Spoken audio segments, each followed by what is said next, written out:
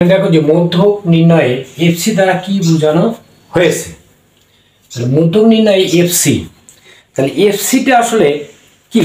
তাহলে এফসি হচ্ছে কি মধ্যক শ্রেণীর পূর্ববর্তী শ্রেণীর যোজিত গণসংখ্যা। তাহলে এফসিটা হচ্ছে কি মধ্যক শ্রেণীর পূর্ববর্তী শ্রেণীর কি গণসংখ্যা। তাহলে এখানে কি যোজিত গণসংখ্যা না নিম্ন সীমা না উচ্চ সীমা না গণসংখ্যা।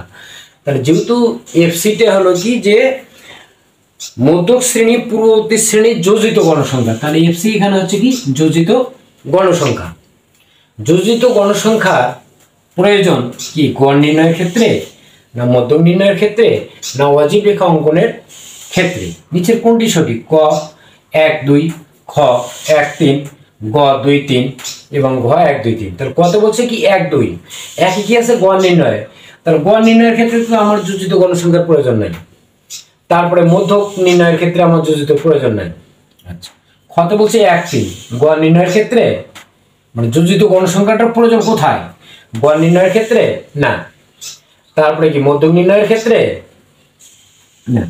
আচ্ছা, এখন গতে বলছে কি 2 এবং 3, তাহলে এই যোজিত গণসংখ্যার প্রয়োজনটা হবে কি মধ্যক নির্ণয়ের ক্ষেত্রে এবং অজীব রেখা অঙ্কনের ক্ষেত্রে, কিন্তু গড় নির্ণয়ের ক্ষেত্রে কখনোই কিন্তু হবে না। আমার উত্তর হবে কত? গ নাম্বার।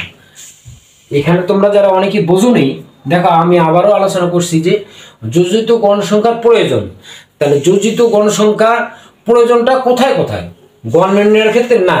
গড় নির্ণয়ের ক্ষেত্রে আমাদের কি যে এক্স বার সমান সমান a plus summation f i u i divided n গুণন কত এইচ, এই সূত্র দ্বারা।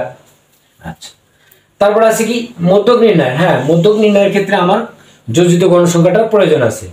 অজীব রেখা অঙ্কনের ক্ষেত্রেও কিন্তু আমাদের প্রয়োজন আছে। তাহলে আমাদের 2 এবং 3 কিন্তু সঠিক, আমাদের গড়ের ক্ষেত্রে কিন্তু আমাদের প্রয়োজন নাই। ধন্যবাদ।